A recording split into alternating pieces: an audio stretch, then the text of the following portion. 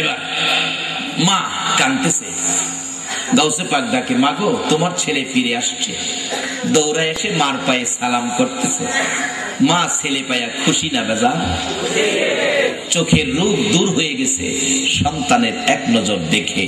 সেই ক্ষমতা অলিদেরকে দিয়েছেন আল্লাহ। এই ক্ষমতা অর্জনের জন্য নবীর আদর্শ নিয়ে, নবীর প্রেম ভালোবাসা নিয়ে আল্লাহর সাথে বন্ধুত্ব করেছে যারা, তাদেরকে অলি বলা হয়। এই অলিদের পক্ষে থাকবেন। অলিদের পক্ষে থাকলে লস হয় না, লাভ হয়। কেউ যদি অলির পক্ষে যাইতে না চায় আমাদের আপত্তি নাই, যা না যাক, আমরা অলিগণের পক্ষে থাকবো, রাসূলকে ভালোবাসবো। রাজি আছেন তো? কোন রাসূল? যেই রাসূলের ভালোবাসা ব্যতীত আল্লাহ পাওয়া যায় না, যেই রাসূলের আদর্শ ব্যতীত ইসলাম বোঝা যায়। বলতেছিলাম, রাসূলের পরশে গেলেন মা খাদিজা, দেখে অজগর সাপ মাথাটা তাল পাতার পাখার মতো করে বাতাস দেয়। খাদিজা কয়, সারা যাবে না, আজকে বাড়িতে আসলে আর মরুভূমিতে দিব না, চিনে ফেলেছি, এখন ব্যবসায় বসাবো। বলতেছিলাম, এ নবীর উম্মত হইলে, আল্লাহর ওলি হইলে অজগর সাপ আপনাকেও কিছু করবে। বাদশাহ ইব্রাহিম ইবনে আদহাম বাদশাহী ছেড়ে আল্লাহর সাথে বন্ধুত্ব করে ওলি হয়েছেন। একটু কম্বল পাথরের উপর, পাহাড়ের উপর বিছাইয়া শুইলেন, ঘুমাবেন, শীত করে ডাকতেছেন, আল্লাহ আমারে কম্বল দাও। আমার কথাটা এখান থেকেই বাইরে গেছে। অলিরা কইলে আল্লাহ শুনেনি, ঘুমাই দিছেন, আমারে কম্বল দাও, শীত করে। আল্লাহ কয়, ও বাদশাহ ইব্রাহিম ইবনে আদহাম, আমার কি কম্বলের ফ্যাক্টরি আছে? বন্ধু তো, বন্ধুর সাথে বন্ধু এইভাবে কথা কয় না। আছে কি নাই সেটা আমি জিজ্ঞাসি না, আমার কম্বল দরকার, কম্বল দাও। আল্লাহ কয়, ঠিক আছে। ও পাহাড়ের অজগর সাপ, জীবন ভর তো সাপ বইয়েই রইছস, আজকে আমার অলির গায়ের কম্বল হয়ে যাও। অজগর সাপ এসে পেঁচাইতে পেঁচাইতে পেঁচাইতে পেঁচাইতে কম্বল হইছে। পুরানা অজগর তো, খুব বড় অজগর, মোটা অজগর, কম্বল হয়েছে। দেখে শীত বেশি হইলে কিন্তু মোটা ভারী কিছু হইলে আরাম বেশি হয়। বাদশাহ ইব্রাহিম ইবনে আদহাম দেখে কম্বলটা অনেক ভালো, মোটা আছে, ডবল ডবল। কম্বলটা কি কি আল্লাহ কার লেগে পাঠাইছে? আল্লাহর অলি, অলি অলি অলিদের জন্য কম্বল কাজ চালায় অজগর দিয়া। যদি বসেও চায় অজগর দেয়া কম্বলের কাজ চালাইব? বর্তমানে ওবামা, আরে ওবামা যদি চায় কম্বল দাও, অজগর দিয়া কম্বলের কাজ চালাইব? কিন্তু একজন অলি হইলে আল্লাহ কম্বলের কাজ পেঁচাইয়া পেঁচাইয়া কম্বল হইছে। দেহে খুব আরাম, ঘুম হইতেছে ভালোই। রাত্রে ঘুম শেষ রাত্রে ঘুম থেকে উঠে দেখি কম্বলটা খুব ভালো। দেখে হাত দিয়া কম্বলটা খসখস করে। এটা কোন কোম্পানি? আল্লাহ, এটা কোন কোম্পানির কম্বল দিছ? আল্লাহ তাকাইয়া দেখ, চায় দেখে কম্বলের চক্কর আছে, চক্কর ভালো করে চায় দেখে দিয়ে অজগর কোম্পানি।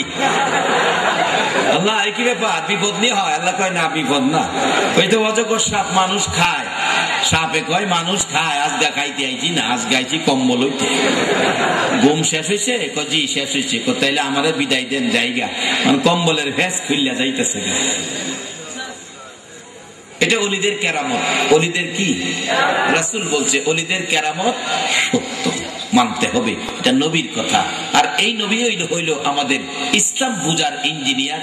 এই নবীর কথা মানার জন্য কোরআন শরীফে আল্লাহ নিজে নির্দেশ করেছে, ওমাইয়িতির রাসূলা ফাকাদ আতাল্লাহ।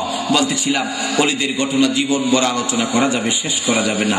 এবার ইসলাম বুঝার জন্য যাইতে হবে নবীর কাছে। নবীকে যারা ধাক্কা দিবেন সত্যিকার ইসলাম তারা পাবেন না। নবীর থেকে যারা দূরে থাকবেন, নবীর ভালোবাসার থেকে যারা বঞ্চিত হবেন, তারা ইসলাম পেতে পারেন না। শান্তির ইসলাম আপনার মধ্যে আসতে পারে না। বলতেছিলাম, মা খাদিজা নবীজিকে টাইনা কাছে নিলেন, ইসলাম পেয়েছেন, পুরস্কার কি? এটাই তো হবে শেষ কথা। এবার মা খাদিজা ডাকতেছে, যে অবস্থা দেখেছি তাকে আর মরুভূমিতে দেওয়া যায় না। বাড়িতে আসার পরে কই, ও রাখাল, আজ থেকে তোমাকে মরুভূমিতে যেতে হবে না, তোমাকে চিনি ফেলেছি, আজ থেকে ব্যবসার প্রতিষ্ঠানে, ব্যবসায় তুমি বসবে। বলুন, রাসূল যে ব্যবসায় বসবে, ব্যবসায় লাভ হবে না লস হবে? কম না বেশি? মানুষ ব্যবসা নতুন শুরু করলে হুজুরদেরকে নিয়ে মিলাদ করাই। মিলাদ করানোর অর্থ ব্যবসার বরকত, কিন্তু মিলাদ তো বরকতের জিনিস, মিলাদ করলে বরকত দিবে। আপনার মধ্যে তো চরিত্রে ঠিক নাই, বরকতটা দিব কই? দুধ লইলেন জগের মধ্যে, জগ তো নিচে দা সেদ্রু, সেদ্রু চিনেন না? নিচে দা সেদ্রু, জগের মধ্যে 2.5 কেজি দুধ লইলেন, বাড়ি পর্যন্ত যাইতে এ দুধ কি জগ থাকবো? নবীর মিলাদ তো বরকত, কিন্তু আপনার চরিত্রের মধ্যে যে ইসলাম নাই, কাজেই বরকত পায়াও বরকত বাড়িতে নিতে পারে না। সেদ্রু বন্ধ করেন, পুরাপুরি ভাবে ইসলামে ঢুকেন, তাইলে বরকত নিতে পারবেন। কিভাবে? আসতেছি সামনে। বলতেছিলাম মা খাদিজা কয় ছাড়তেছি না, নবীকে বসাইলেন, বরকত বেশি, ব্যবসায় লাভ বেশি। একদিন খাদিজা সহ্য করতে পারে না, কিভাবে তাকে গ্রহণ করবেন, কিভাবে তাকে আপন বানাবেন। ডাকতেছেন, ও বংশের মুরব্বীরা, তোমরা একটা কাজ করো। কি? গার্জিয়ানেরা, আমি খাদিজাকে আমার রাখাল, আমার ব্যবসার ম্যানেজার মুহাম্মদের কাছে আমাকে বিবাহ দিয়ে দাও। মুরব্বীরা, গার্জিয়ানরা বলছে, খাদিজা তুমি পাগল হতে পারো, আমরা পাগল না। যার মা নাই, বাবা নাই, বাড়িঘর নাই, ব্যবসা বাণিজ্য নাই, বেড়া বকরি দুম্বা বলতে কিছুই নাই, নগদ টাকা পয়সা নাই, এমন একটা যুবকের কাছে তোমাকে বিবাহ দিতে পারি না। খাদিজা বলেন, এরা গার্জিয়ানেরা, কিছু নাই বলে যদি আমাকে বিবাহ দিতে রাজি না হও, আমার হাতে কলম দাও, আমার কাছে কাগজ দাও, আমি খাদিজার ব্যবসার মালামাল, নগদ টাকা পয়সা, বেড়া বকরি দুম্বা, বাড়িঘর, ঘর বাড়ি, এমনকি আমি খাদিজার জীবন জৈবন সব আমি মুহাম্মাদের নামে লেখা দিলাম। কারাগো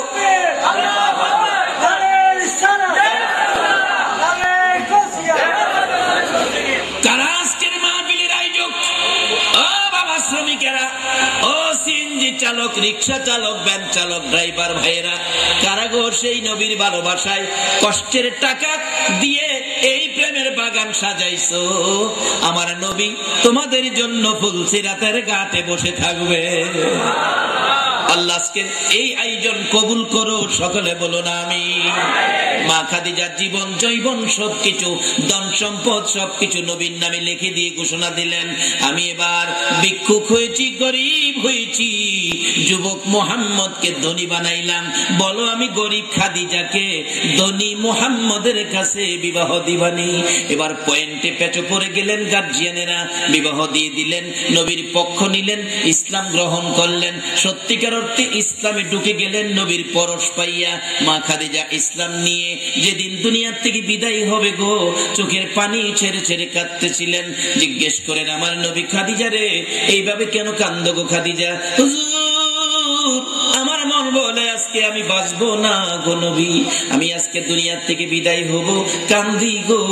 আমি 3টা জিনিস আপনার কাছে আবদার করব, আমি তো আপনার ভালোবাসায় সব দিয়ে দিলাম, 3টা জিনিস আপনি আমার আবদারে দিবেননি।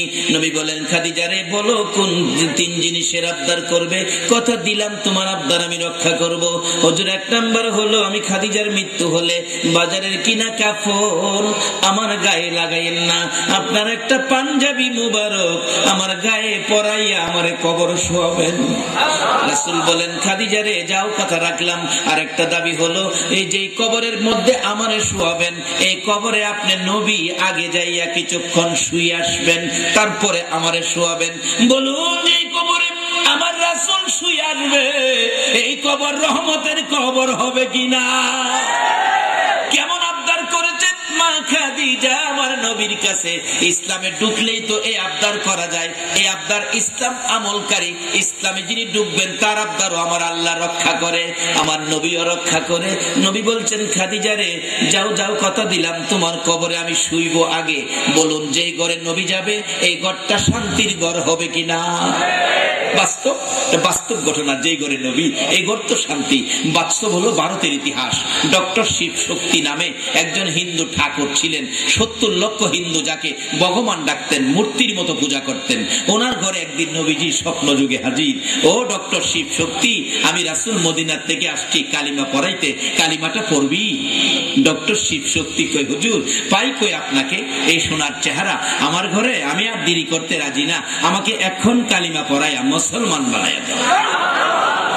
নবী রাত্রে ডক্টর শিব শক্তিকে, নবী রাত্রে ডক্টর শিব শক্তির ঘরে, বলুন যেই ঘরে নবী এই ঘরে রহমত আইছে কিনা? কালিমা পড়াইয়া বিদায় হয়ে গেলে সকালবেলা ডক্টর শিব শক্তি ঘর থেকে বাহির হয় না। ঘরটা যেন রহমত বরকত জান্নাতের বাগান হয়ে রয়েছে। কেমনে করতে বাইরিব? নাস্তার টাইম হয়ে গেছে।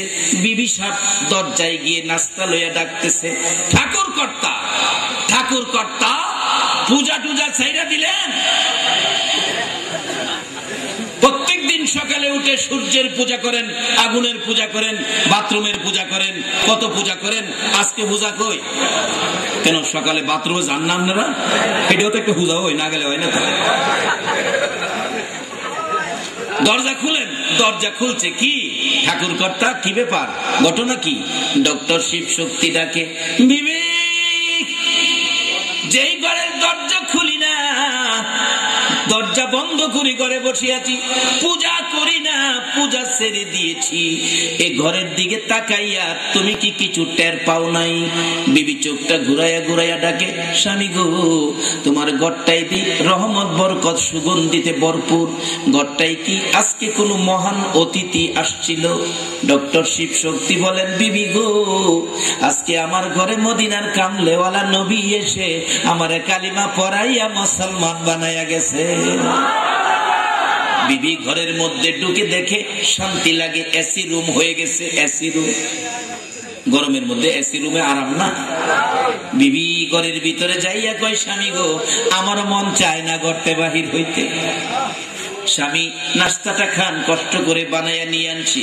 স্বামী বলেন, বিবি আমি তো মুসলমান, আমি ইসলামে ঢুকেছি, এখন তো তোমার হাতের নাস্তা আমি খাইতে পারি না। এই যে ইসলাম কারে কয়, আমি ইসলামে ঢুকেছি, আমি মুসলমান, তোমার হাতের নাস্তা আমি খাইতে পারি না।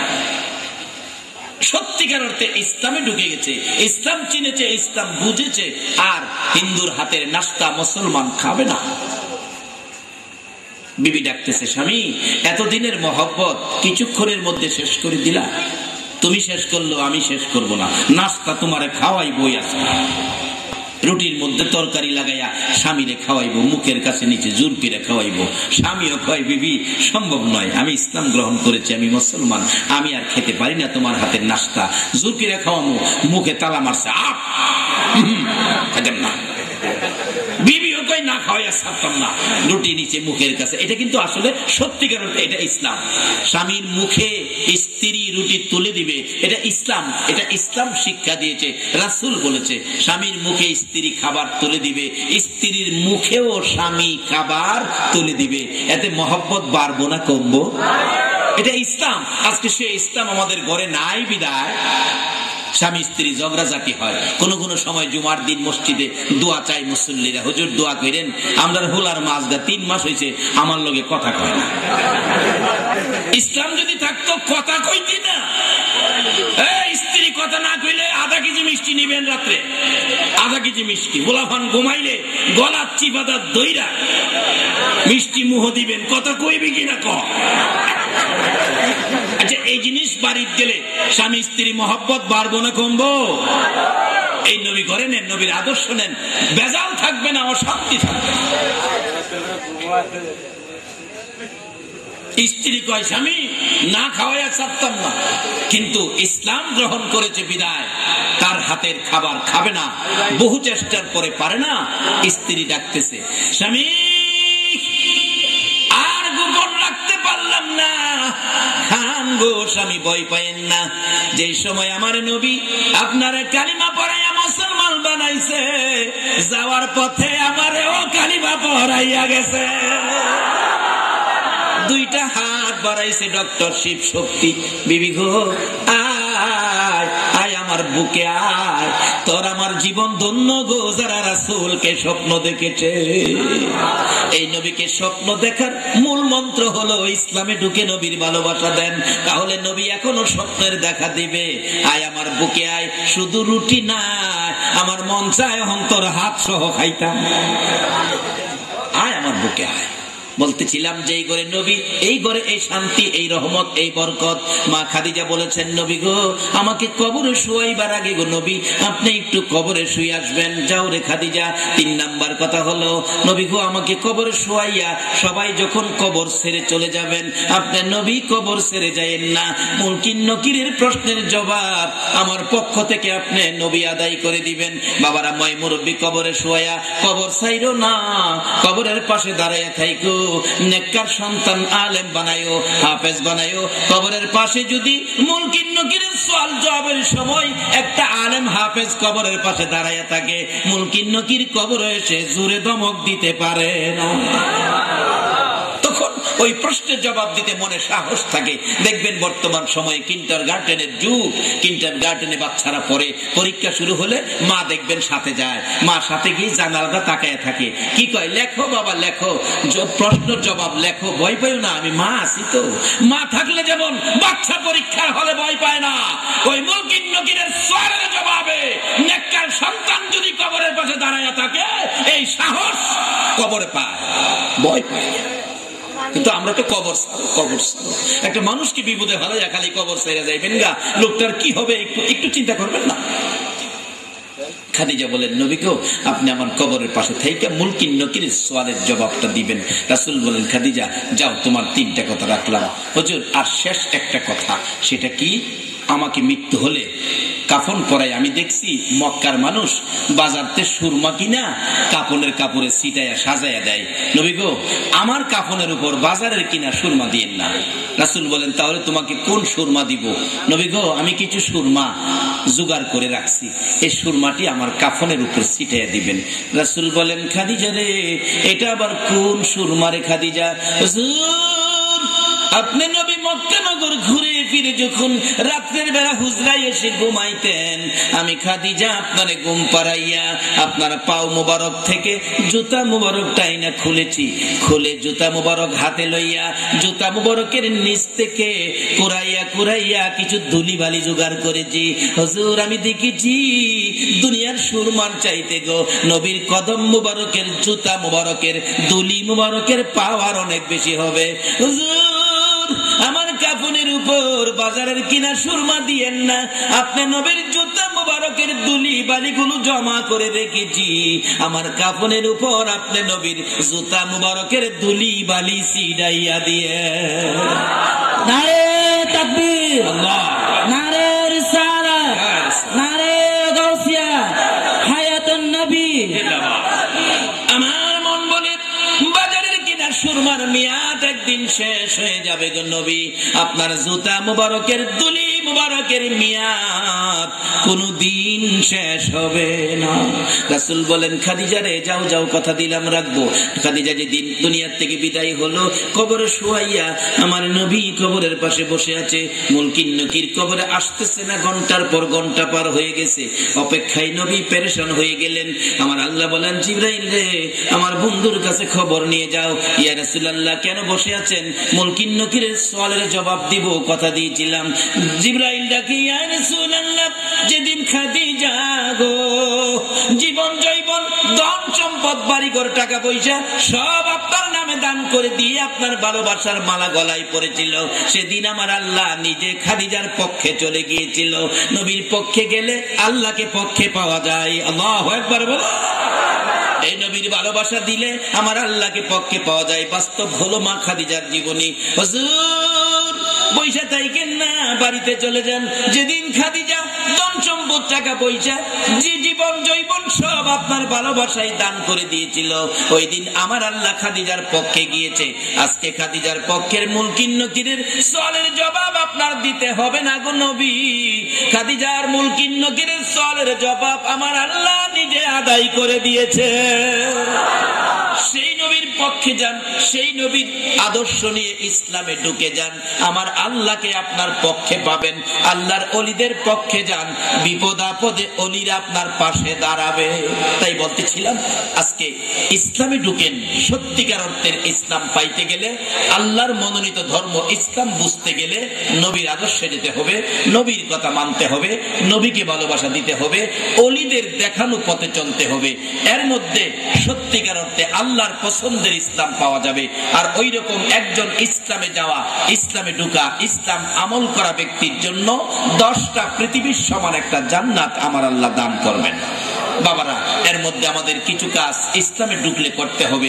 নবীর কথা মানেন, নবীজি হাদিস শরীফে বলেছেন ইসলামের জন্য কিছু কাজ। আসসালাতু মিরাজুল মুমিনিন, এই মেরাজের চাঁদ, মেরাজের বরকত নামাজের মধ্যে নিহিত আছে। নামাজ পড়বেন, তাইলে মেরাজের বরকত পাবেন। এই নামাজের মাধ্যমে পৃথিবীর মালিক আল্লাহর সাক্ষাৎ পাবেন। রাসূল বলেছেন আসিয়ামু জুন্নাহ, রমজানের রোজা হবে জান্নাতে যাওয়ার জন্য, সকল বিপদ আপদ থেকে বাঁচার ঢাল স্বরূপ। এই সমস্ত জিনিসগুলো ইসলামের ভিতরে আছেন।